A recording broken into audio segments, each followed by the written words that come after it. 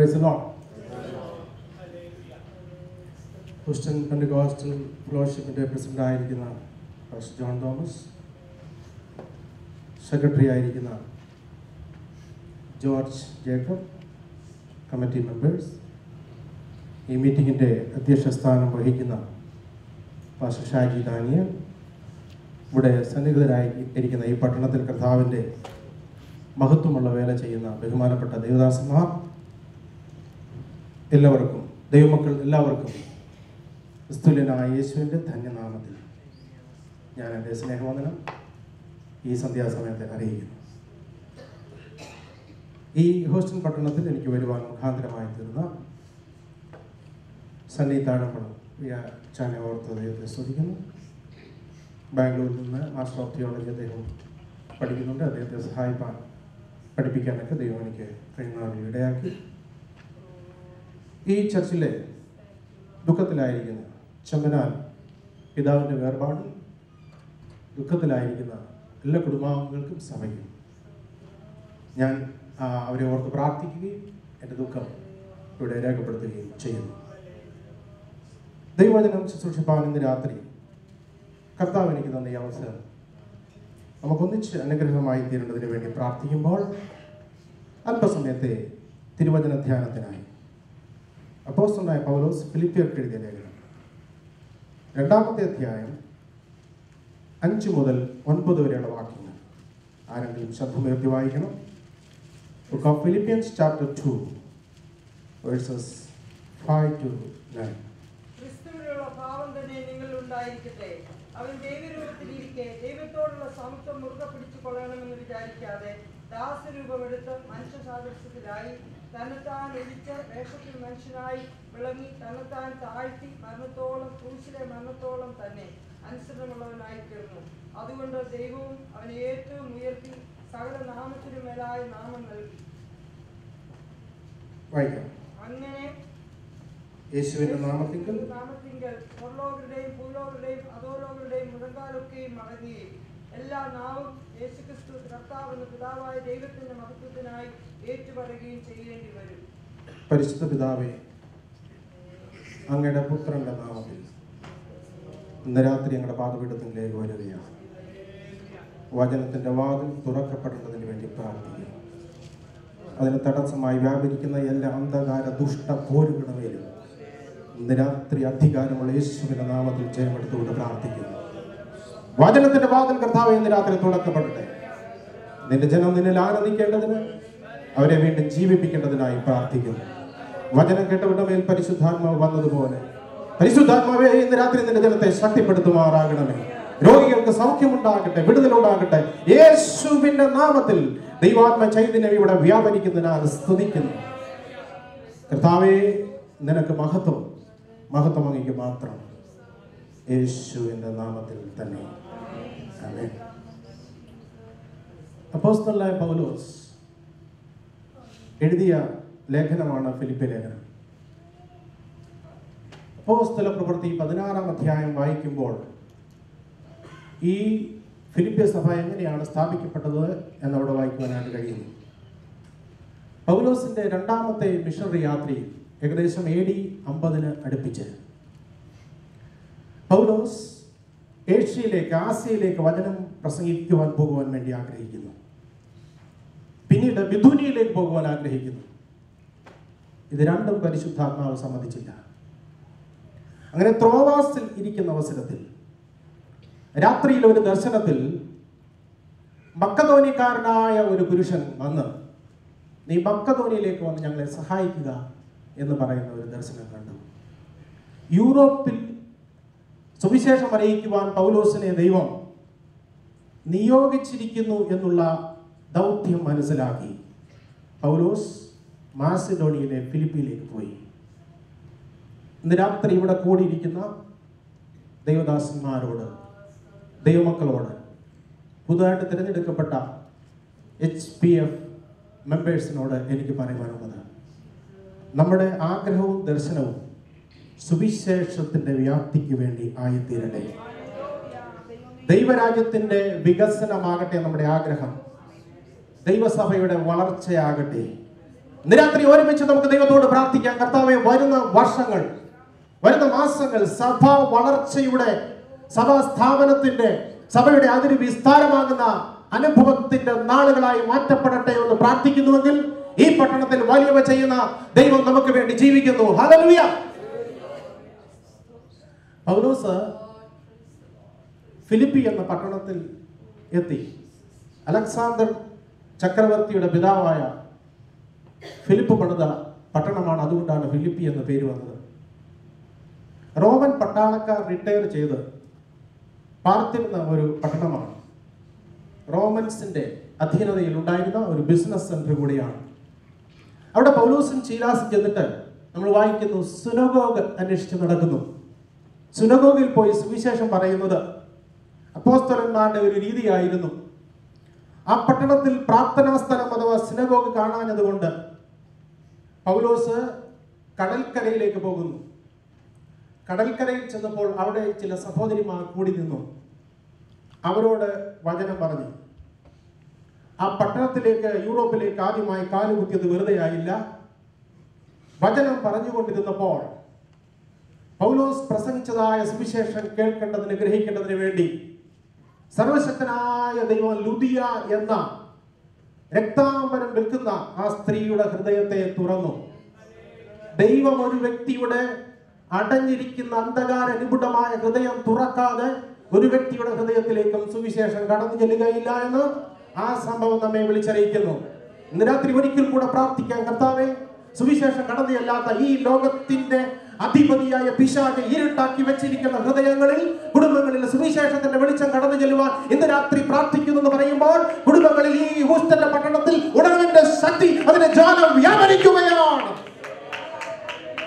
ജീവിതങ്ങളെ ബന്ധിച്ചു വെച്ചിരിക്കുന്ന, ജീവിതങ്ങളെ അടിമപ്പെടുത്തി വെച്ചിരിക്കുന്ന പിശാചിന്റെ അടിമത്വത്തിൽ നിന്ന് ജീവിതങ്ങളെ വിടുവിച്ച ദൈവരാജ്യത്തിലേക്ക് കൊള്ള ചെയ്തെടുത്ത യേശുവിന്റെ നാമത്തിന്റെ മഹത്വത്തിന് വേണ്ടി സമർപ്പിക്കുവാൻ ഇവിടെ ഇരിക്കുന്ന ഓരോ പ്രിയപ്പെട്ടവരെയും ദൈവം ഒരുക്കട്ടെ എന്ന് ഞാൻ പ്രാർത്ഥിക്കുകയാണ്. ദർശനം ലഭിച്ചാണ് പോയത്, ആഗ്രഹത്തോടെയാണ് പോയതെങ്കിലും വെളിച്ചപ്പാടത്തിന്റെ ഉള്ളിൽ നിന്ന് ഭൂതം പുറത്തു പോയപ്പോൾ പ്രമാണിമാരുടെ ഉള്ളിൽ ചൂട് പിടിക്കുകയും പൗലോസിനും ശീലാസിനും ശരിക്കും അടികൊണ്ട് തടവിലാകുകയും ചെയ്തു. തടവിലായപ്പോൾ തടവിൽ പോയി കുത്തിയിരുന്ന്, എന്നാലും കർത്താവെ, ഞങ്ങൾ ഇവിടേക്ക് വന്നത് അബദ്ധമായി പോയോ, കണ്ട ദർശനം ശരിയാണോ എന്നൊന്നും ചോദിക്കാതെ, സംശയത്തോടൊന്നും ഇരിക്കാതെ അവർ പ്രാർത്ഥിച്ച് ദൈവത്തെ പാടി സ്തുതിക്കുവാൻ വേണ്ടി തുടങ്ങി. ഹല്ലേലൂയ. അഴച്ചത് ദൈവമാണെന്ന് വെളിപ്പെടുത്തിക്കൊണ്ട് തടവിൽ അർദ്ധരാത്രി ഒരു ഭൂകമ്പം ഉണ്ടാവുകയാണ്. ഇന്ന് രാത്രി ഇവിടെ ഇരിക്കുന്ന ദൈവമക്കൾ പ്രാർത്ഥിക്കണം. നാം കൂടുവന്നത് വെറുതെ അല്ല, ദൈവം അയച്ചതാണെന്ന് വെളിപ്പെടണമെങ്കിൽ ഇന്ന് രാത്രി ഇവിടെ ദൈവശക്തി വെളിപ്പെടണം. ആര് പ്രസംഗിക്കുന്നുള്ള അല്ല വിഷയം, ആ വിശ്വത്തിൽ ഇവിടെ ആര് വന്നിരിക്കുന്നു എന്നുള്ളതല്ല, ദൈവത്തിന്റെ ആത്മാവിന്റെ ശക്തിയേറിയ പ്രവർത്തനം ഓരോ മൺകൂടാരങ്ങളിലും ദൈവശക്തി പകർന്നുകൊണ്ട് വ്യാപരിക്കുന്നതിന് വേണ്ടി പ്രാർത്ഥിക്കുമെങ്കിൽ ഇന്ന് രാത്രി ഈ ഹോളിൽ നിന്ന് പുറത്തു പോകുമ്പോൾ ദൈവാത്മ ചെയ്തതോടെ മടങ്ങുവാൻ സ്വർഗത്തിലെ ദൈവം നമുക്കിടയാക്കി തീർക്കും. ഹല്ലേലൂയ. ആ കാരാഗ്രഹത്തിൽ ദൈവപ്രവൃത്തി വെളിപ്പെട്ടപ്പോൾ കാരാഗ്രഹ പ്രമാണിയും കുടുംബവും ആ യൂറോപ്പിൽ സ്നാനപ്പെട്ടു. സഹോദരിമാരിൽ കൂടെ തുടങ്ങിയ ഒരു സഭയാണ് ഫിലിപ്പി സഭ. സ്തോത്രം. സഹോദരിമാരിൽ നിന്ന് സ്തോത്രം പറഞ്ഞു.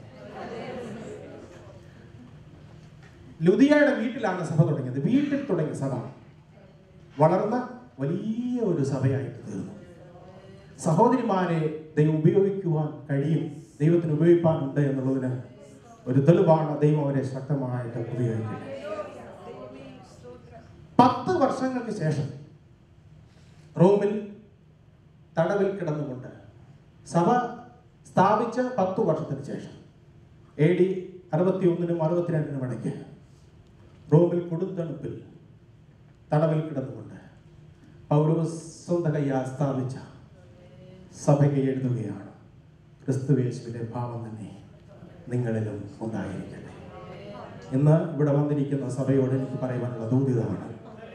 ദൈവം എന്നെ ഏൽപ്പിച്ചിരിക്കുന്ന ആലോചന ഇതാണ്, ക്രിസ്തുയേശുവിന്റെ ഭാവം തന്നെ നിങ്ങളിലും ഉണ്ടായിരിക്കട്ടെ. പൗലോസ് ഈ ലേഖനം എഴുതുവാൻ 2 കാരണമുണ്ട്. ഒന്ന്, താൻ ബുദ്ധിമുട്ടിലും കഷ്ടതയിലുമായിരുന്നപ്പോൾ ഏറ്റവും അധികം വിഷമിക്കുകയും ഏറ്റവും സപ്പോർട്ട് ചെയ്യുകയും ഏറ്റവും അധികം സാമ്പത്തികമായി സഹായിക്കുകയും ചെയ്ത സഭയാണ് ഫിലിപ്പി സഭ. അത് മാത്രമല്ല, 4-ാം അധ്യായം വായിക്കുമ്പോൾ 2 സഹോദരിമാരെ കുറിച്ച് വായിക്കുന്നു. അവർ തമ്മിൽ അല്പം ഭിന്നതയാണ്. അതൊന്ന് പരിഹരിക്കണം. ഞാൻ ചിന്തിച്ചു, ഈ 2 സഹോദരിമാര് പ്രശ്നം ഉണ്ടാക്കിയെന്ന് കരുതി റോമിൽ നിന്നൊരു ലേഖനം എഴുതേണ്ട കാര്യമുണ്ടോ? ഉണ്ട്. 2 സഹോദരിമാരും മതി ഒരു സഭ തകർക്കാൻ. സഹോദരിമാരെന്നോട് പിണങ്ങരുത്. ആദ്യം നിങ്ങൾക്ക് സന്തോഷമുള്ളത് ഞാൻ പറഞ്ഞാണല്ലോ, സ്തോത്രം. സഭ തുടങ്ങാനും സഹോദരിമാരെ ആവശ്യമായാൽ പല സഭകളും സഹോദരിമാർ നിമിത്തം തകർന്നിട്ടും ഉണ്ട്. അതുകൊണ്ട് അഭിഷേകത്തോടെ, ദൈവിക ദർശനത്തോടെ നിൽക്കുവാൻ നമ്മുടെ സഭകളിലെ സഹോദരിമാരെ ദൈവം സഹായിക്കട്ടെ, അവരെ ശക്തമായി ദൈവം ഉപയോഗിക്കട്ടെ എന്ന് ഞാൻ പ്രാർത്ഥിക്കുകയാണ്. സോക്രട്ടീസ് ഇങ്ങനെ പറഞ്ഞു, in all means you marry. If you get a good wife, you are happy. But if you get a bad wife, you will become a philosopher. Praise the Lord. സഹോദരിമാരെ ശക്തമായിട്ട് സഭകളുടെ വളർച്ചയ്ക്കും കുടുംബത്തിന്റെ നിലനിൽപ്പിനും ദൈവത്തിന് ഉപയോഗിക്കുവാൻ കഴിയുമെന്ന് ഞാൻ വിശ്വസിക്കുന്നു. Behind every man there is A successful woman. അത് ഞാൻ വിശ്വസിക്കുന്നു. ഒരു സഭയുടെയും കുടുംബത്തിന്റെയും അനുഗ്രഹത്തിന്റെ പ്രബലവും അങ്ങനെ തന്നെയാണ് എന്ന് ഇന്ന് രാത്രി ഞാൻ വിശ്വസിക്കുകയാണ്. അങ്ങനെ പൗലോസ് അവിടുത്തെ പ്രശ്നം മാറ്റുവാൻ വേണ്ടി ഈ ലേഖനം എഴുതുമ്പോൾ പ്രത്യേകിച്ച് പറയുന്ന 2 കാര്യങ്ങൾ എന്നെ വളരെ സന്തോഷിപ്പിച്ചു. 1:4 ഇങ്ങനെ വായിക്കുന്നു, നിങ്ങളിൽ ദൈവം ആരംഭിച്ച നല്ല വേല ആരംഭിച്ച ദൈവം യേശു ക്രിസ്തുവിന്റെ നാളോളം അതിനെ തികയ്ക്കും. ഇന്ന് രാത്രി എത്ര പേർ അത് വിശ്വസിക്കുന്നുണ്ട്? എന്നിൽ ആരംഭിച്ച പ്രവർത്തനത്തെ തടയുവാൻ പിശാചിന് സാധ്യമല്ല. എന്നിൽ ദൈവം ആരംഭിച്ച പ്രവർത്തനത്തെ തടയുവാൻ മനുഷ്യന് സാധ്യമല്ല.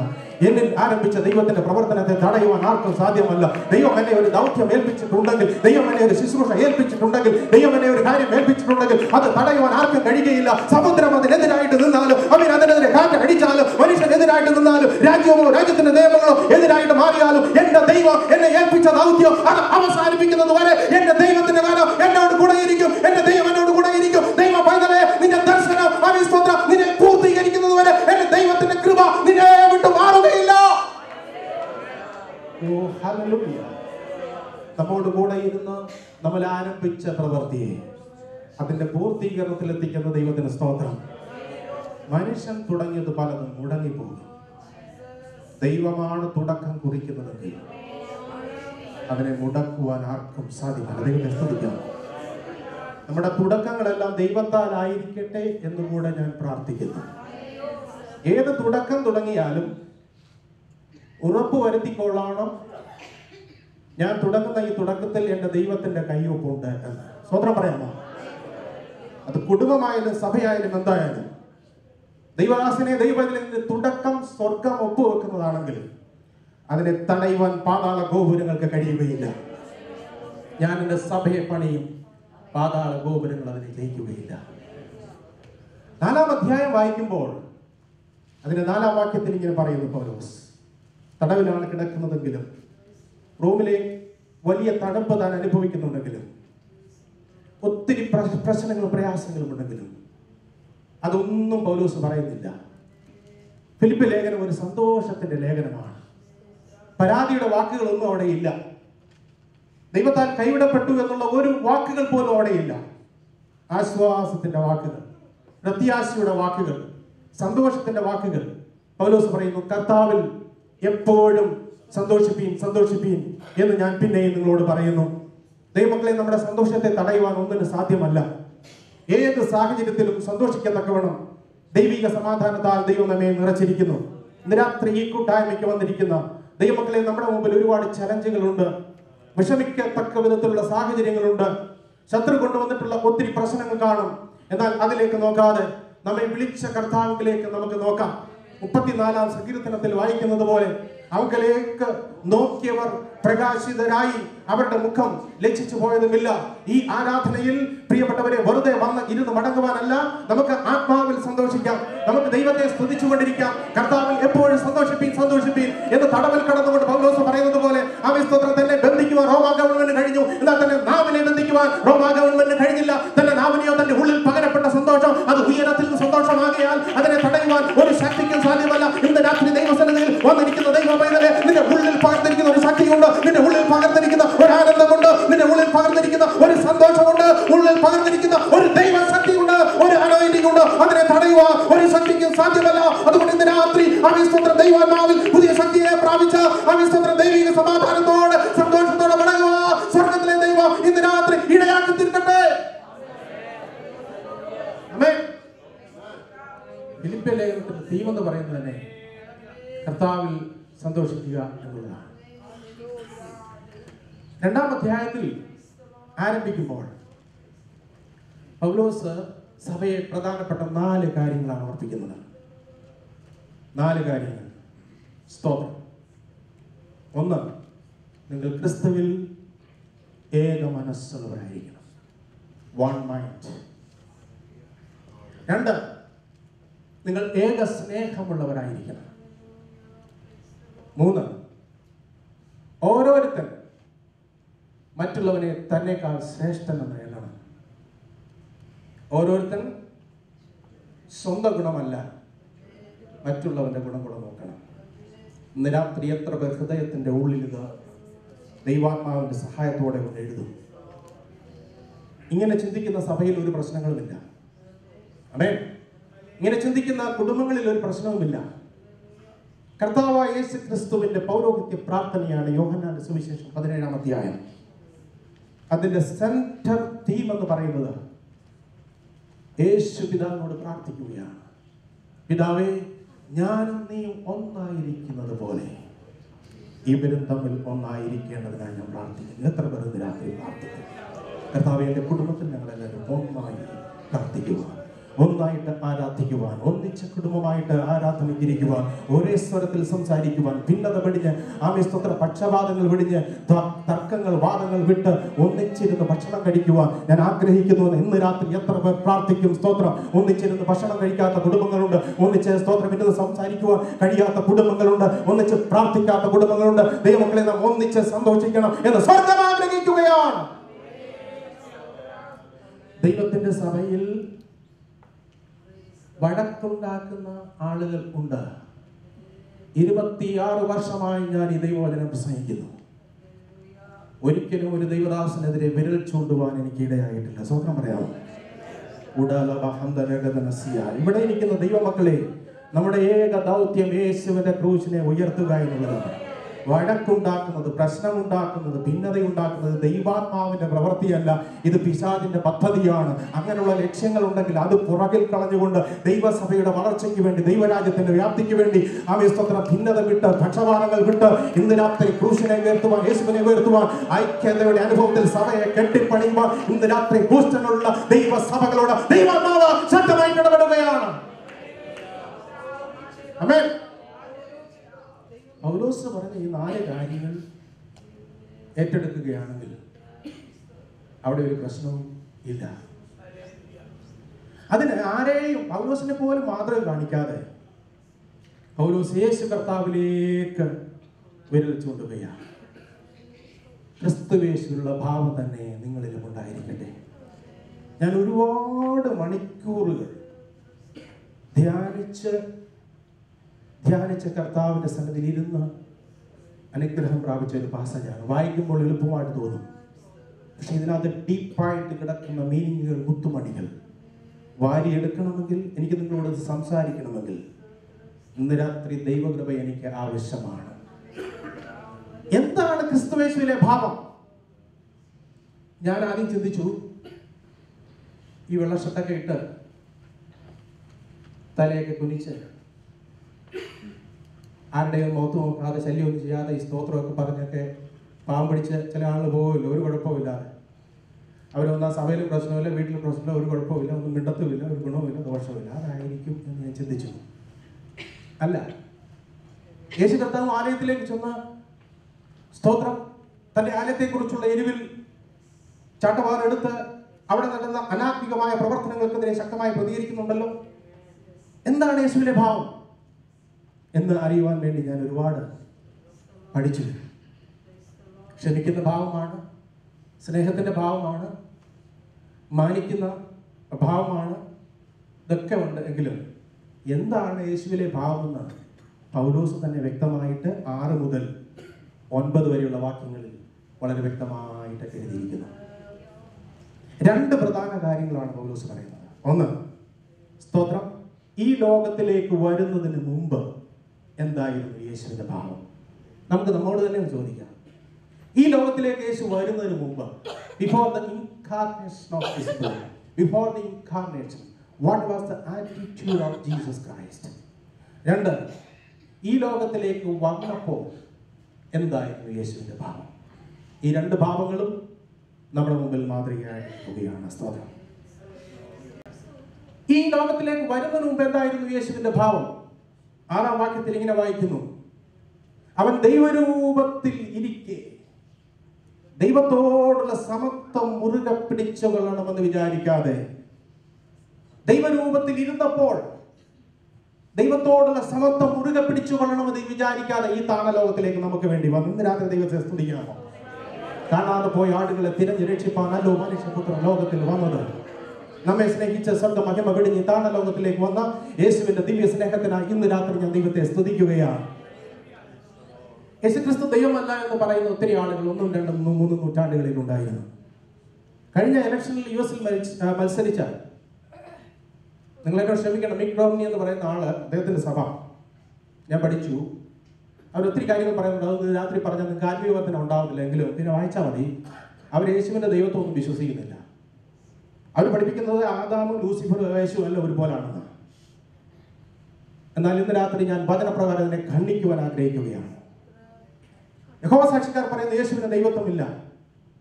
ഇവിടെ ഇരിക്കുന്ന ദൈവാസന്മാർക്ക് വചനപരിജ്ഞാനമുള്ളവരാണ്. ദൈവമക്കൾക്ക് പലർക്കും വചനത്തിന്റെ ആഴം അറിയാവുന്നവരാണ്, എനിക്കറിയാം. എങ്കിൽ ഒരിക്കൽ കൂടെ നമ്മുടെ ഉള്ളൊന്ന് കത്തേണ്ടതിന് ചില വാക്യങ്ങൾ ഇവിടെ ഞാൻ ഓർപ്പിക്കുകയാണ്. യേശുവിന്റെ ദൈവത്വം അറിയാത്ത ആരെങ്കിലും ഇതിനകത്തുണ്ടെങ്കിൽ ഈ വാക്യങ്ങളൊന്ന് നോട്ട് ചെയ്തോണം. സ്തോത്രം.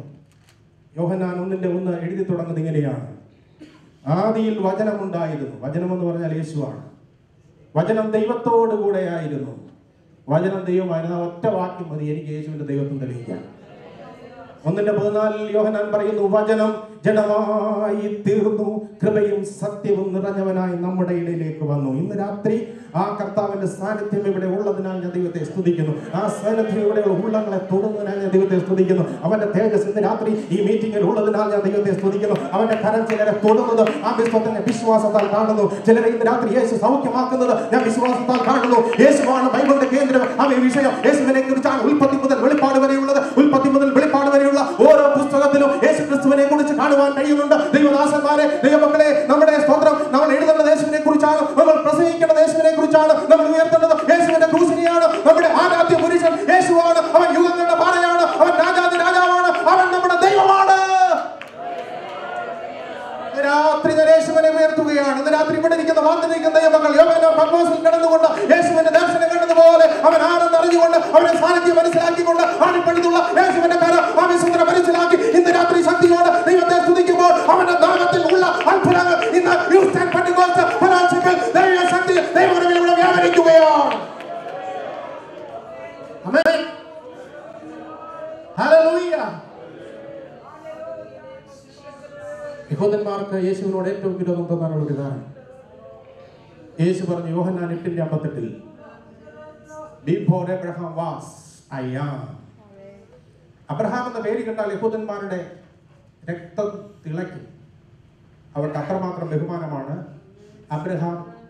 Abraham is the great father. പക്ഷെ പരീശന്മാരുടെയും ശാസ്ത്രിമാരുടെയും മുഖത്ത് നോക്കി കർത്താവ് വിളിച്ചു പറഞ്ഞു, അബ്രഹാം നിങ്ങൾക്ക് വലിയവനാണെങ്കിൽ അബ്രഹാമിന് മുമ്പേ ഞാൻ ഉണ്ടായിരുന്നു.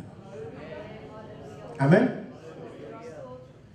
യോഹന്നാൻ 10:30 നമ്മൾ വായിക്കുന്നു, യേശു പറഞ്ഞു, ഞാനും എന്റെ പിതാവും ഒന്നാകുന്നു. I and my father are one. രണ്ടല്ല, ഒന്നാണ്. പിതാവിനോട് തുല്യനാണ്. രണ്ടാണെങ്കിലും അവർക്ക് തുല്യതയാവുന്നത്. സ്വതം. ഫിലിപ്പിയർ ലേഖനത്തിൽ പൗലോസ് പറയുന്നു, അവൻ ദൈവരൂപത്തിൽ, he was in the form of God. അവൻ ദൈവരൂപത്തിൽ ആയിരുന്നു. കൊലോസ്യ ലേഖനം 1:15 നമ്മൾ വായിക്കുന്നു, അവൻ അദൃശ്യനായ ദൈവത്തിന്റെ പ്രതിമയും സർവ സൃഷ്ടിക്കും ആദിജാതനുമാകുന്നു. He is the visible image of the invisible God. ദൈവത്തെ ആരും ഒരു നാളും കണ്ടിട്ടില്ല. എന്നാൽ അവന്റെ മടിയിലിരുന്ന പുത്രൻ, ഏകജാതനായ പുത്രൻ പിതാവിനെ നമുക്ക് വെളിപ്പെടുത്തി തന്നു.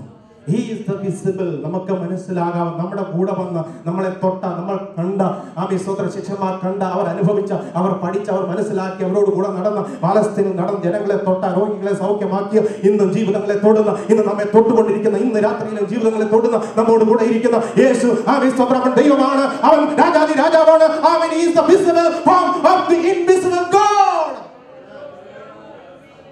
കർത്താവിനെ ഇന്ന് രാത്രി ഞാൻ ഉയർത്തുകയാണ്. കൊലോസ്യർ 2:9 പറയുന്നു, the fullness of the Godhead body dwelleth in him. അവനിലോ ദൈവത്തിന്റെ സർവസമ്പൂർണതയും ദേഹരൂപമായി വസിക്കുന്നത്. ഇത്രയും പോരാ യേശുവിന്റെ ദൈവത്വത്തിലേക്ക്. ഇനി ഒത്തിരി വാക്യങ്ങളുണ്ട്. ഒരു വാക്യം കൂടെ പറയാം. എബ്രായ ലേഖനം 1:3. അവൻ അവന്റെ തത്വത്തിന്റെ മുദ്രയും തേജസ്സിന്റെ പ്രഭയും തത്വത്തിന്റെ മുദ്രയും സകലത്തെയും തന്റെ ശക്തിയുള്ള വചനത്താൽ വഹിക്കുന്നവനുമാകുന്നു. ഇന്ന് രാത്രി ഞാൻ ഒന്നും പ്രസംഗിച്ചില്ലെങ്കിലും ആ ഒറ്റ വാക്യം മാത്രം മതി. He is the upholder of everything. യോഹന്നാൻ 1:3 നമ്മൾ വായിക്കുന്നു, സകലവും അവൻ മുഖാന്തരം ഉളവായി, അവനെ കൂടാതെ ഒന്നും ഉളവായിട്ടില്ല. സ്തോത്രം. യോഹന്നാൻ പറയുകയാണ്, everything was created by him. സ്തോത്രം. സകലവും അവൻ മുഖാന്തരം ഉളവായി, അവനെ കൂടാതെ ഒന്നും ഉളവായിട്ടില്ല. ഈ പ്രപഞ്ചത്തിലുള്ള സകലത്തെ സൃഷ്ടിച്ച പരിപാലിക്കുന്ന കർത്താവിന്റെ അധികാരത്തിനായി ഇന്ന് രാത്രി ഞാൻ ദൈവത്തെ സ്തുതിക്കുകയാണ്. ഞാൻ തിയോളജിയെ പഠിച്ചിട്ടുള്ളൂ, സയൻസ് ഒത്തിരി എനിക്ക് അറിയത്തില്ല. എന്നാലും കഴിഞ്ഞ ദിവസം ഞാൻ ഈ സയൻസ് കുറച്ചൊന്ന് വായിച്ചുകൊണ്ടിരുന്നപ്പോൾ ഒരു കാര്യം എന്നെ ഒത്തിരി അത്ഭുതപ്പെടുത്തി.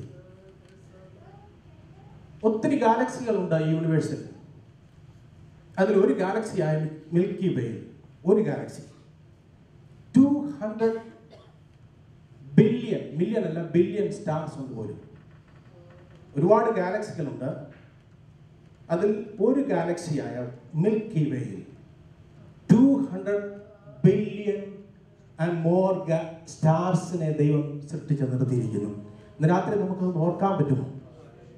ദൈവത്തിന്റെ സൃഷ്ടിയുടെ ആഘാതം എത്ര വലുതാണ്, അതിന്റെ ആഴം എത്ര വലുതാണ്. ഈ യൂണിവേഴ്സിൽ സകലത്തെയും സൃഷ്ടിച്ച ശൂന്യതയിൽ നിർത്തിയിരിക്കുന്ന ദൈവത്തിന് അതെല്ലാം നിയന്ത്രിക്കുന്ന നമ്മുടെ യേശുവാണെങ്കിൽ ഇന്ന് രാത്രി കണ്ണുനീരോട് വന്നിരിക്കുന്ന ദൈവ പൈതലെ, ആവശ്യങ്ങളോട് വന്നിരിക്കുന്ന ദൈവദാസിയെ, അവൻ വേദനയോട് വന്നിരിക്കുന്ന ദൈവത്തിന്റെ പൈതലെ, നമ്മെ നിർത്തുവാൻ ദൈവം ശക്തനല്ലയോ? ഈ പ്രപഞ്ചത്തെ സൃഷ്ടിച്ച് പരിപാലിക്കുന്ന നല്ലവനായ കർത്താവ് നമ്മുടെ സാഹചര്യങ്ങളെ നിയന്ത്രിക്കുന്നവനാണ്, നമ്മുടെ ആവശ്യങ്ങൾക്ക് മതിയായവനാണ്. അവൻ നമ്മെ അനുഗ്രഹിക്കുന്ന ദൈവമാണ്, നമ്മെ നിർത്തുന്ന ദൈവമാണ്. നമ്മെ തടുക്കുവാൻ പിശാചിന് സാധ്യമല്ല, നമ്മെ തകർക്കുവാൻ പിശാചിന് സാധ്യമല്ല. അവന്റെ എത്ര പദ്ധതികൾ നമുക്കെതിരെ ഒരുക്കിയാലും സകലത്തെ നിയന്ത്രിക്കുന്ന, സകലത്തെ സൃഷ്ടിച്ച് പരിപാലിക്കുന്ന യേശുവിന്റെ ആവേശതന്ത്ര പരിപാലനത്തിനായി, സാന്നിധ്യത്തിനായി, ശക്തിക്കായി ഇന്ന് രാത്രി ഞാൻ ദൈവത്തെ സ്തുതിക്കുകയാണ്. എത്ര പേർക്ക് വിശ്വാസമുണ്ട്? എന്റെ യേശു എന്നെ നിയന്ത്രിക്കുന്നവനാണ്, എന്റെ യേശു എന്നെ നിർത്തുവാൻ ശക്തനാണ്. അവനെ വീഴുവാൻ എന്റെ ദൈവം ഇടയാക്കുകയില്ല, ഞാൻ പരാജയപ്പെട്ടു പോകുവാൻ എന്റെ ദൈവം ഇടയാക്കുകയില്ല. വീഴുവാൻ തക്കവണ്ണം ശത്രു എന്നെ തള്ളിയാലും, അവൻ പരിവെള്ളം എന്റെ മേലെ കവിഞ്ഞാലും, എന്റെ ജീവിതത്തിനെതിരെ പ്രതിബന്ധങ്ങൾ അവൻ അഗ്നി പോലെ വന്നാലും എന്റെ ദൈവം എന്നെ നിർത്തുവാൻ അവൻ ദൈവം ശക്തനാണ്. നാശകരമായ കുഴിയിലും കുടിച്ചേറ്റിലും ഞാനായിരുന്നു, എന്നാൽ അവനെ കയറ്റി, അവൻ നാശകരമായ കുഴിയിൽ നിന്ന് കുടഞ്ഞ ചേറ്റിൽ നിന്ന് അവനെ കയറ്റി എന്റെ കാലുകളെ ഒരു പാറമേൽ നിർത്തി അവന്റെ ഗമനത്തെ സ്ഥിരമാക്കി. കഴിഞ്ഞ നാളുകളിൽ വിടുതൽ പ്രാപിച്ച ദൈവസന്നിധിയിൽ ഇന്ന് രാത്രി നിൽക്കുന്ന ദൈവമൈതലേ, അവൻ സ്തോത്രം. യേശുവിന്റെ അധികാരത്തെ ഓർത്ത്, ശക്തി ഓർത്ത്, അവൻ നടത്തിയ വഴികളെ ഓർത്ത് ഇന്ന് രാത്രി ദൈവത്തെ സ്തുതിച്ചാണ്. ഓ ഹല്ലേലൂയ, ഹല്ലേലൂയ, ഹല്ലേലൂയ. He is the creator and sustainer of everything. പക്ഷേ നമുക്ക് വേണ്ടി അവിടുന്ന് ഒരു ദാസനായി തന്നെത്താൻ താഴ്ത്തി മനുഷ്യനായി ഈ ഭൂമിയിലേക്ക് കടന്നു വന്നു. ചില മിനിറ്റുകൾ നമുക്കതൊന്ന് ധ്യാനിക്കാം. യേശു ഒരു രാജാവാണ്, പ്രവാചകനാണ്, പുരോഹിതനാണെങ്കിലും അവിടുന്ന് എടുത്ത ഭാവം രാജാവിൻ്റെയോ പ്രവാചകന്റെയോ പുരോഹിതന്റെയോ ഭാവമല്ല, അവിടുന്ന് ദാസരൂപം എടുത്തു. He came in the form of God, form of a servant. He was in the form of God, but came down in the form of a servant. നിങ്ങൾ കർത്താവിൻ്റെ ദാസന്മാരായ ഞങ്ങളെ ബഹുമാനത്തോടു കൂടി പലപ്പോഴും ഗ്രേഡും പഴക്കവും തഴക്കവും ഒക്കെ അനുസരിച്ച് ദാസന്മാരെന്നും ശ്രേഷ്ഠദാസന്മാരെന്നും വിലയേറിയ ദാസന്മാരത്തൊക്കെ വിളിക്കും, കുഴപ്പമൊന്നുമില്ല. പക്ഷേ കർത്താവിൽ നിന്നും ആയിരുന്നില്ല. He was a servant. സ്വത്രം. നിങ്ങൾക്ക് അതിൻ്റെ അർത്ഥം അറിയാം. ഡൂലോസ് എന്നുള്ള ഗ്രീക്ക് പദമാണ്. അതിൻ്റെ അർത്ഥം ബോണ്ട് സ്ലേവ് എന്നാണ്, അടിമ. ഇന്ന് രാത്രി ഞാൻ ചില കാര്യങ്ങൾ ഓർപ്പിക്കട്ടെ പ്രിയപ്പെട്ടവരെ. ഒരു ദാസന്റെ ലക്ഷ്യം എന്താണ്? യജമാനന്റെ ഇഷ്ടം ചെയ്യുക. To do the will of the master. ദാസന് എന്തെങ്കിലും അവകാശങ്ങളുണ്ടോ? ഇല്ല. ദാസന് അവകാശങ്ങളോ തർക്കങ്ങളോ ഒന്നുമില്ല. ദാസൻ ചെയ്യുന്ന എല്ലാ കാര്യങ്ങൾക്കും ബഹുമാനം ആർക്കാ പോകുന്നത്? യജമാനനാണ്. ദാസൻ എന്തെങ്കിലും കൊടുത്താൽ കൊടുത്തു, ഇല്ലെങ്കിൽ ഇല്ല. കർത്താവ് ഈ ലോകത്തിലേക്ക് വന്നപ്പോൾ ഒന്നും പ്രതിഫലം നോക്കിയല്ല നമ്മെ സ്നേഹിച്ചത്. എബ്രായലേഖനം 12 പറയുന്നു, 12-ന്റെ 2-ാം വാക്യത്തിൽ പറയുന്നു, തന്റെ മുമ്പിലുള്ള സന്തോഷമോർത്ത് അവിടുന്ന് അപമാനം അലക്ഷ്യമാക്കി ക്രൂശിനെ സഹിച്ചു. ഇന്ന് രാത്രി നമ്മളുടെ വിടുതലാണ് യേശു ക്രൂശിൽ കിടന്നുകൊണ്ട് കണ്ടത്. ഈ താണലോകത്തിലേക്ക് നമ്മെ സ്നേഹിച്ചുകൊണ്ട് കർത്താവ് കടന്നു വരുമ്പോൾ നമ്മിൽ നിന്ന് ഒന്നും പ്രതീക്ഷിക്കാതെ നമ്മളെ സ്നേഹിച്ചുവെങ്കിൽ ഇന്ന് രാത്രി എത്ര പറയേണ്ട യേശുവേ, അങ്ങ് എനിക്ക് വേണ്ടി താണലോകത്തിലേക്ക് ദാസരൂപം എടുത്തു വന്നതുകൊണ്ട് എന്നെ സ്തോത്രം. ഇതാ എന്റെ നിഗളങ്ങളും എന്റെ അഹങ്കാരങ്ങളും എന്റെ തർക്കങ്ങളും വാദങ്ങളും പിടിഭാഷികളും ചാട്യവും എല്ലാം വിട്ടുകളഞ്ഞുകൊണ്ടൊരു ദാസനെ പോലെ ഞങ്ങളുടെ പാദം എടുത്തെങ്കിൽ ഞാനിതാ സമർപ്പിക്കുന്നു. അവിടുത്തെ അഭിഷേകം എന്റെ തലയിലൊന്ന് ഒഴിച്ച് അങ്ങനെ ആത്മാവിനാൽ എന്നെ ശക്തീകരിച്ച് മഹത്വമുള്ള അങ്ങയുടെ വേലയ്ക്കായി ഒരു ദാസനെ പോലെ ഞങ്ങളുടെ കരങ്ങളിൽ ഒന്ന് പ്രയോജനപ്പെടുക. ഇന്ന് രാത്രി എന്നെ ശക്തീകരിക്കണമേ എന്ന് പ്രാർത്ഥിക്കുന്ന ദൈവവേദനയെ ആമീൻ നിന്റെ തലയിൽ തൊട്ട് നിന്നെ ശക്തിപ്പെടുത്തി ആമീൻ സ്തോത്രം നിന്റെ മേൽ അഭിഷേകം തൈലം പകർന്ന് ഒരു നാളുകളെ ശുശ്രൂഷിക്കാൻ ഒരുക്കുന്ന ദൈവത്തിന്റെ സാന്നിധ്യം ഈ ആമീൻ സ്തോത്രം മീറ്റിംഗിൽ ശക്തിയോടെ വ്യാപരിക്കുകയാണ്. Hallelujah, hallelujah. എന്നാൽ ഒരു കാര്യം കൂടെ പറയാം. നമ്മളും ആ ഭാവം ഏറ്റെടുത്ത് കർത്താവിന്റെ ദാസന്മാരായിട്ട് പ്രവർത്തിക്കുന്നു. നമുക്ക് പ്രതിഫലം തരുന്നവനാണ് നമ്മുടെ നല്ല യജമാനൻ. ഞാനത് ധ്യാനിച്ചപ്പോൾ എനിക്ക് മനസ്സിലായത്, നമ്മൾ ഒരു ഗ്ലാസ് പച്ചവെള്ളമെങ്കിലും ദൈവരാജ്യത്തിന് വേണ്ടി ദൈവനാമത്തിന് വേണ്ടി കൊടുത്താൽ അത് എഴുതി വെച്ച് കണക്ക് കൂട്ടി പ്രതിഫലം തരുന്ന കർത്താവിനായി സ്തോത്രം. ദൈവത്തിന് വേണ്ടി ചിലവാക്കുന്ന സമയം അതിന് പ്രതിഫലം തരുന്ന ദൈവത്തിന് സ്തോത്രം. ദൈവത്തിന് വേണ്ടി കൊടുക്കുന്ന പണത്തിന്റെ കണക്ക് നോക്കി 100 മടങ്ങ് പ്രതിഫലം തരുന്ന ദൈവത്തിന് സ്തോത്രം. നാം ഇവിടെ ചെയ്യുന്ന എല്ലാത്തിനും നിത്യതയിൽ അനേക ദൂതന്മാരുടെ മുമ്പാകെ വിശുദ്ധ ഗണത്തിന്റെ മുമ്പാകെ നമ്മെ ആദരിക്കുന്ന ദൈവത്തിന്റെ കൃപയ്ക്കായി സ്തോത്രം. അതുകൊണ്ട് ഇന്ന് രാത്രി എത്ര പേർ തീരുമാനിക്കും, യേശുവേ എനിക്ക് നിന്നെ സ്നേഹിക്കണം, എനിക്ക് നിന്നെ സേവിക്കണം, അങ്ങനെ സന്നദ്ധത്തിൽ വിശ്വസ്ത ദാസനെ എന്നുള്ള വിളി കേൾക്കുവാൻ എനിക്ക് ആഗ്രഹമുണ്ടെന്ന് പറയുന്ന ദൈവങ്ങളെ നമുക്ക് മത്സരിക്കുവാൻ സമയമില്ല, പിണങ്ങുവാൻ സമയമില്ല, വാദിക്കുവാൻ സമയമില്ല. ദൈവ രാജ്യത്തിന്റെ വ്യാപ്തിക്ക് വേണ്ടി, ദൈവസഭയുടെ പണിക്ക് വേണ്ടി, അവൻ ക്രൂശിനെ ഉയർത്തുന്നതിന് വേണ്ടി, യേശുവിന്റെ നാമത്തിന്റെ മഹത്വത്തിന് വേണ്ടി അവൻ വരും നാളുകളിൽ ഐശ്വര്യം ആരോഗ്യവും ദൈവം തന്ന സാഹചര്യങ്ങളും സാമ്പത്തികവും ആവിഷ്കരണം നൽകിക്കൊണ്ട് പ്രവർത്തിക്കുവാൻ ആഗ്രഹിക്കുന്ന ദൈവങ്ങളെ നിന്റെ പേരെ സ്വർഗ്ഗം ഇന്ന് രാത്രി തന്റെ സന്നിധിയിൽ കുറിച്ചിടുകയാണ്. ക്രിസ്തുയേശുവിലെ ഭാവം തന്നെ നിങ്ങളിലും ഉണ്ടായിരിക്കട്ടെ. അവൻ ദാസരൂപം എടുത്തു എന്ന് മാത്രമല്ല, തന്നെത്താൻ താഴ്ത്തി. തന്നെത്താൻ താഴ്ത്തി എന്ന് പറഞ്ഞാൽ എന്താണ് അതിന്റെ അർത്ഥം? യേശു കർത്താവ് ശിഷ്യന്മാരോട് പറഞ്ഞു, അവർക്ക് എപ്പോഴും ഈ ആരാ വലിയവൻ എന്നുള്ളൊരു ചിന്തയുണ്ടായിരുന്നു. നമുക്ക് അങ്ങനൊന്നും ഇല്ലല്ലോ. നമ്മുടെ ഇടയിൽ അങ്ങോട്ട് ചിന്തയില്ല. കാരണം നമ്മൾ പലരും വിചാരിക്കുന്നത് നമ്മളാ ഏറ്റവും വലിയ ആളെന്ന്. അതുകൊണ്ട് ആരാ വലിയവനെന്നുള്ളൊരു ചിന്തയില്ല, പ്രശ്നവുമില്ല. പക്ഷെ ശിഷ്യന്മാർക്കുണ്ടായിരുന്നു ആരാ വലിയതെന്ന്. അപ്പൊ കർത്താവ് അവരുടെ മുഖത്ത് നോക്കി പറഞ്ഞു, തന്നെത്താൻ ഉയർത്തുന്നവനല്ല താഴ്ത്തപ്പെടും. ഈ വാക്യം എഴുതി ബൈബിളിലൊന്ന് വെച്ചിരുന്നാൽ നല്ലതാ, നിത്യതയിലെത്താം. സ്വത്രം. തന്നെത്താൻ താഴ്ത്തുന്നവനല്ല ഉയർത്തപ്പെടും. എന്തെങ്കിലും ഉയർച്ച പ്രാപിപ്പാൻ ആഗ്രഹിക്കുന്നുവെങ്കിൽ ഇന്ന് രാത്രിയിൽ ഒരു വാക്യം ഞാൻ പറഞ്ഞു തരാം. അവൻ തക്ക സമയത്ത് നിങ്ങളെ ഉയർത്തേണ്ടതിന് ദൈവത്തിന്റെ ബലമുള്ള കൈക്കീഴിൽ താണിരിക്കും. ആ കരങ്ങളിൽ താണിരുന്ന് പ്രാർത്ഥിക്കുമ്പോൾ, വേദന വരുമ്പോൾ കരത്തിന്റെ താണിൽ നിന്ന് കണ്ണുനീരൊഴുക്കുമ്പോൾ, മറ്റുള്ളവർ നിനക്കെതിരെ വിരൽ ചൂണ്ടുമ്പോൾ ആ കരത്തിന്റെ താഴെ സ്വന്തം താഴിൽ നിന്ന് ഉപവസിക്കുമെങ്കിൽ, പ്രാർത്ഥിക്കുമെങ്കിൽ, വേദനകൾ ആ കരത്തിന്റെ താഴെ ഒന്ന് ചെന്ന് പറയുമെങ്കിൽ, ഇന്ന് രാത്രി നമ്മെ ഉള്ളവണ്ണം അറിയുന്ന, നമ്മുടെ വേദനകൾ കാണുന്ന, നമ്മുടെ നിരാശകളെ കാണുന്ന, നമ്മുടെ സാഹചര്യത്തെ അറിയുന്ന, നമ്മെ മാനിക്കുന്ന, നമ്മെ ഉയർത്തുന്ന ഒരു നല്ല കർത്താവ് തക്ക സമയത്ത് സമയമാകുമ്പോൾ നമ്മെ മാനിക്കുന്നിടത്ത് മാനിച്ചുകൊള്ളും. ഒരു ദാസനെ മാനിക്കുന്നത് യജമാനന്റെ കടമയാണ്. കർത്താവ് ഇങ്ങനെ പറഞ്ഞിട്ടുണ്ട്, എന്നെ മാനിക്കുന്നവനെ ഞാൻ മാനിക്കും. മനസ്സിലാക്കിയ ദൈവമക്കൾക്കായി സ്തോത്രം. ദൈവത്തിന് കൊടുക്കേണ്ട ബഹുമാനവും മാനവും സ്വന്തമായി എടുത്താൽ ലൂസിഫറിന് പറ്റിയതായ പരാജയം ഉണ്ടാകും. ചിറക് വിടർത്തി പറക്കുന്ന ദൈവത്തിന്റെ കെരൂബായിരുന്ന ദൈവത്തിന്റെ ദൂതൻ സ്വന്തമായി നിഗളിച്ചപ്പോൾ ദൈവത്തിന്റെ സന്നിധിയിൽ വെട്ടി താഴെ കിടപ്പെട്ടു. ഞാൻ എന്റെ ധനമാത്മത്താൽ പണിത ബാബേലല്ലയോ ഇതെന്ന് പറഞ്ഞ നെബൂഖദ്നേസർ രാജാവ്, ബാബിലോണിന്റെ വലിയ ചക്രവർത്തി, നമുക്കറിയാം, പുല്ല് തിന്നുന്ന മൃഗങ്ങൾക്ക് തുല്യനായിട്ട് മാറി. ദൈവം പല ബലഹീനതകളും ക്ഷമിക്കും, പക്ഷേ നിഗളികളോട് ദൈവം എതിർത്ത് താഴ്മയുള്ളവർക്കോ അവൻ കൃപ നൽകുന്നു. ദൈവസഭയെ പൗലോസ് പറയുന്ന പോലെ നമുക്കൊന്ന് പറയാമോ? എനിക്ക് യേശു ക്രിസ്തുവിന്റെ ക്രൂശിലല്ലാതെ പ്രശംസിക്കാൻ വകയില്ല. എനിക്ക് ലാഭമായിരുന്നതൊക്കെയും ഞാൻ ക്രിസ്തു നിമിത്തം ഛേദമെന്ന് എണ്ണുന്നു.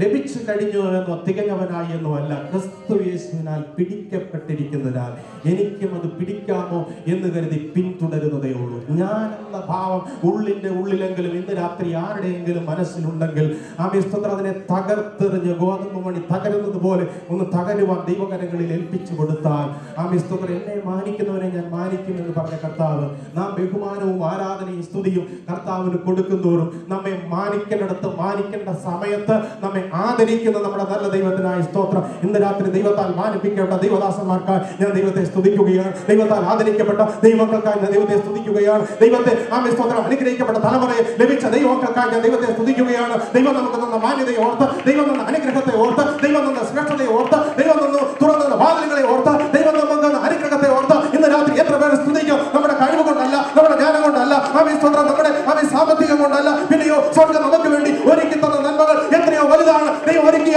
അനുഗ്രഹങ്ങൾ എത്രയോ വലുതാണ്. ദൈവത്തിന്റെ ശ്രേഷ്ഠതകൾ എത്രയോ വലുതാണ്. അതോർത്ത് ഞാൻ ഇന്ന് രാത്രി ദൈവത്തെ സ്തുതിക്കുകയാണ്.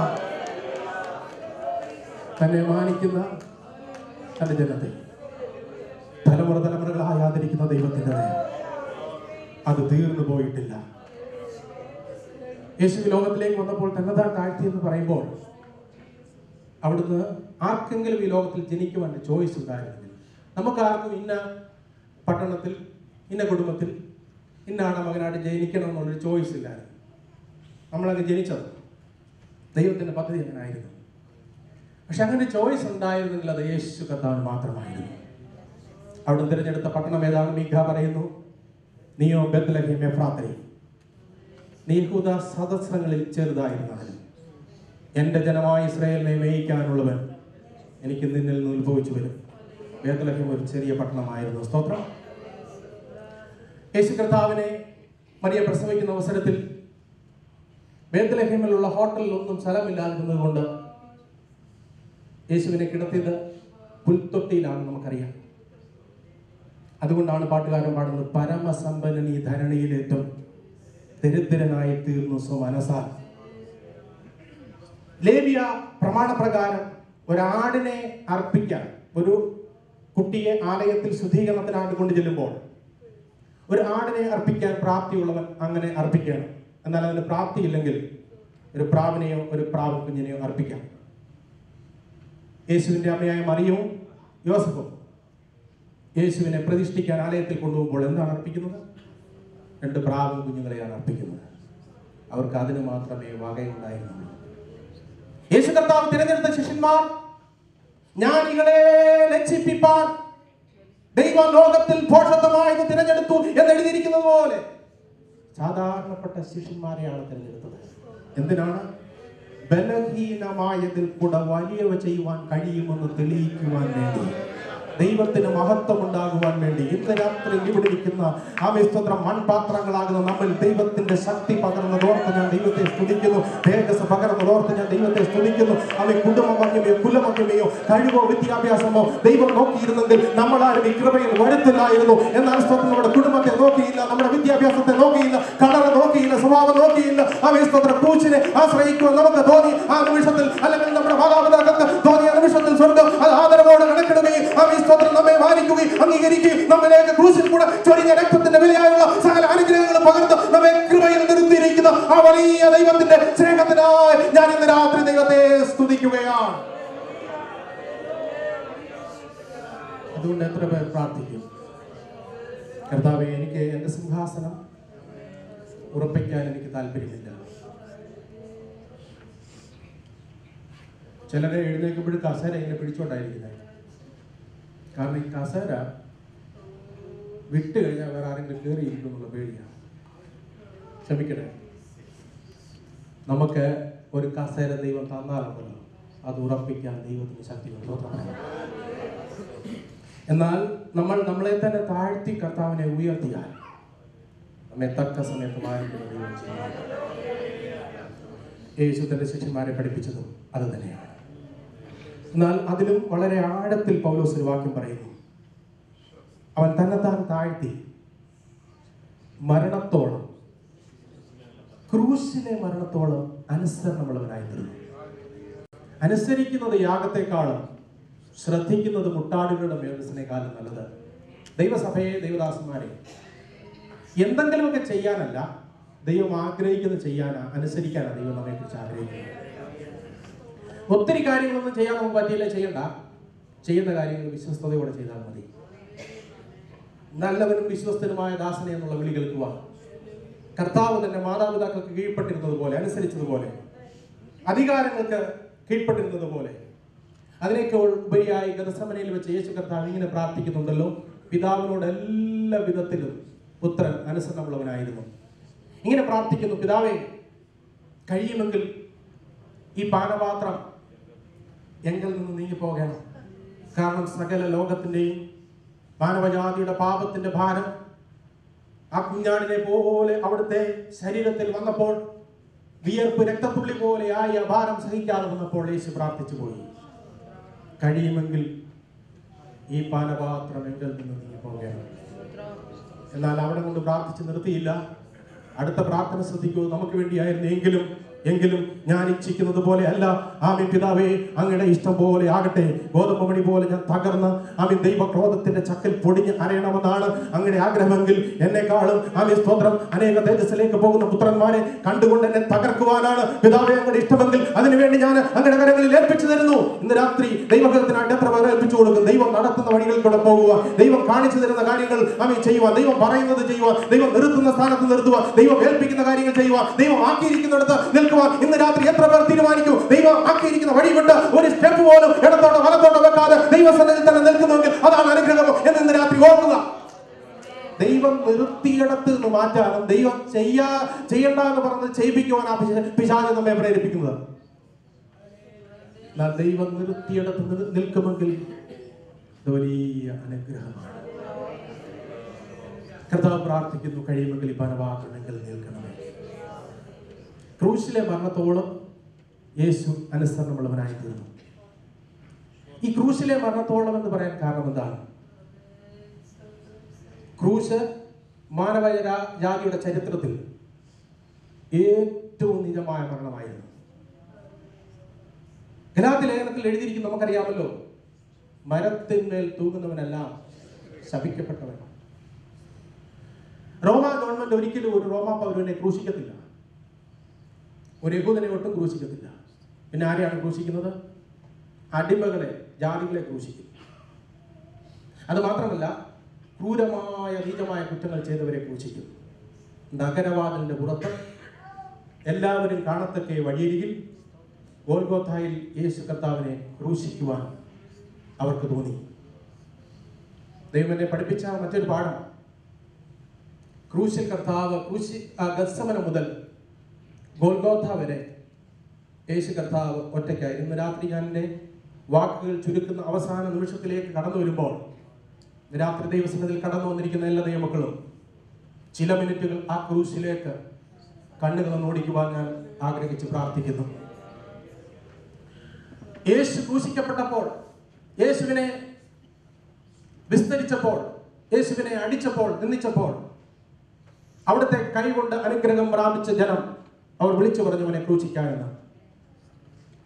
രക്ഷിക്കേണ്ട റോമാ ഗവൺമെന്റും പീലാത്തോസും യേശുവിനെതിരായി.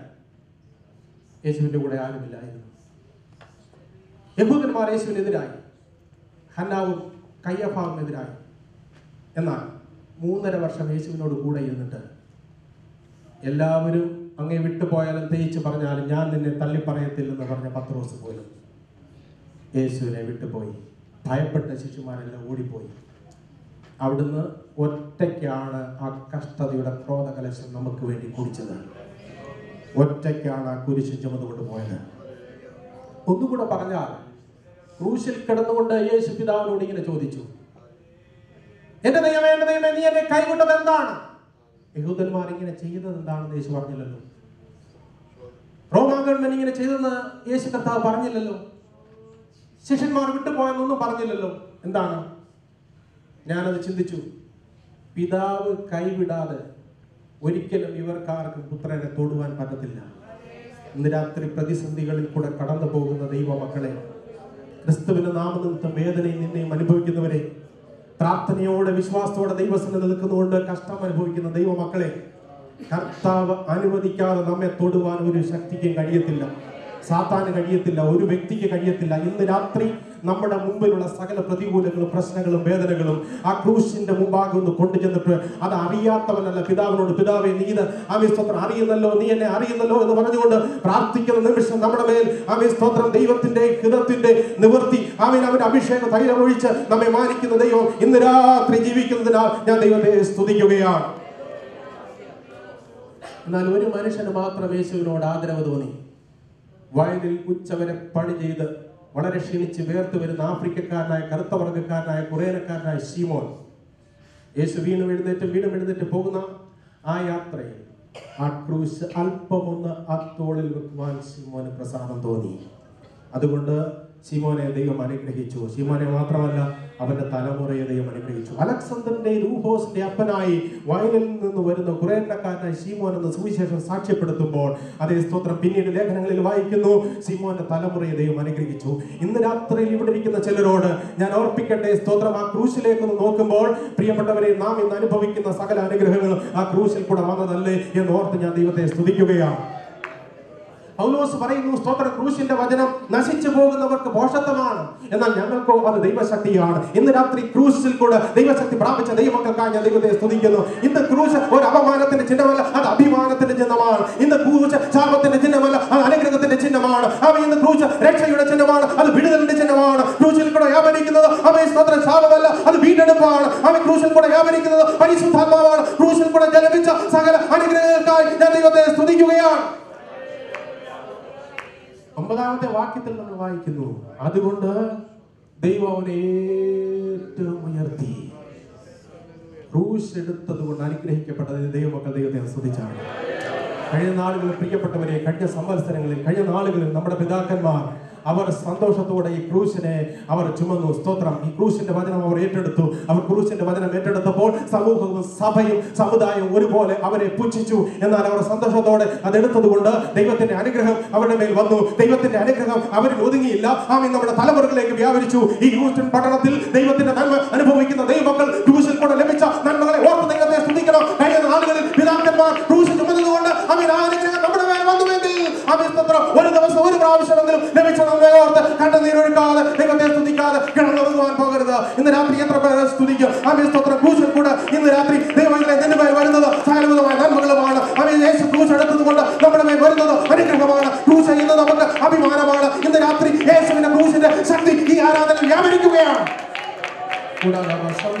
ഇന്ന് രാത്രി സ്തോത്രം ക്രൂശിൽ കൂടെ ഒഴുകുന്ന രോഗസൗഖ്യം ഇന്ന് രാത്രി ഞാൻ യേശുവിനെ പ്രസംഗിക്കുമ്പോൾ ചിലരുടെ മേൽ വ്യാപരിക്കുകയാണ്. സ്തോത്രം. യേശുവിന്റെ ക്രൂശിൽ കൂടെ വ്യാപരിക്കുന്ന ദൈവശക്തി, ക്രൂശിന്റെ വചനത്തിന്റെ ശക്തി നമ്മിലേക്ക് വ്യാപരിക്കുകയാണ്. കരങ്ങളടിച്ച് ദൈവത്തെ സ്തുതിച്ചാണ്. ക്രൂശിലേക്ക് നമുക്ക് നോക്കാം. അവൻ ക്രൂശിൽ ശത്രുവിനെ തകർത്ത ജയോത്സവം കൊണ്ടാടി അവനെ പരസ്യമായ കാഴ്ചയാക്കി അവൻ ശത്രുവിന്റെ അധികാരത്തെ അവനെ ആയുധ വർഗം ലഭിച്ച് സകലത്തിന്റെ അധികാരം പിടിച്ചു വാങ്ങി പിശാചിനെ തോൽപ്പിച്ച് മരണത്തിന്റെ പാതാളത്തിന്റെ തപ്പോൾ കൈവശമുള്ള സകല അധികാരങ്ങളുള്ള യേശുവിന്റെ നാമത്തെ ഇന്ന് രാത്രി ജനം ഉയർത്തുകയാണ്. ഇന്ന് രാത്രി സ്വർഗം നമ്മുടെ തുറക്കപ്പെടട്ടെ. ആ വിശ്വത്രം നാളുകളായി ശത്രു ബന്ധിച്ച ബന്ധനങ്ങൾ ഇന്ന് രാത്രി അഴിഞ്ഞു മാറട്ടെ. നിന്റെ മനസ്സിന്റെ ഉള്ളിൽ ശത്രു വിട്ടിരിക്കുന്ന കെട്ടുകൾ ക്രൂശിന്റെ ശക്തിയാൽ പൊട്ടി മാറട്ടെ. ആ വിശ്വത്തിന്റെ ശരീരത്തിൽ ശത്രു വിട്ടിരിക്കുന്ന രോഗത്തിന്റെ കെട്ടുകൾ ഇന്ന് രാത്രി ക്രൂശിന്റെ ആ വചനത്തിന്റെ ശക്തിയാൽ ദൈവം അതിനെ വിട്ടുമാറട്ടെ. ക്രൂശിന്റെ ഒരു ശക്തിയുണ്ട്, വചനത്തിന് ഒരു ശക്തിയുണ്ട്. ക്രൂശിലെ രക്തത്തിന്റെ ഒരു ശക്തിയുണ്ട്. അത് വിടുവിക്കുന്ന രക്തമാണ്, അത് ഉദ്ധരിക്കുന്ന രക്തമാണ്, അത് നിനക്ക് സൗഖ്യം നൽകുന്ന രക്തമാണ്. കാരണം മെസ്സിയ പറയുന്ന സാക്ഷാൽ നമ്മുടെ രോഗങ്ങളെ അവൻ വഹിച്ചു, വേദനകളെ അവൻ ചുമന്നു, അവന്റെ അടിപ്പിണരാൽ നമുക്ക് സൗഖ്യം വന്നിരിക്കുന്നു. Yes, healing is in the power of God. Healing is in the blood of God. Hallelujah. The blessing of Jesus, our very blessing is flowing us to us through the cross of Calvary. ഞാൻ എൻ്റെ വാക്കുകളെ വിളിച്ചെടുക്കട്ടെ. ക്രിസ്തുയേശുവിലെ ഭാവം തന്നെ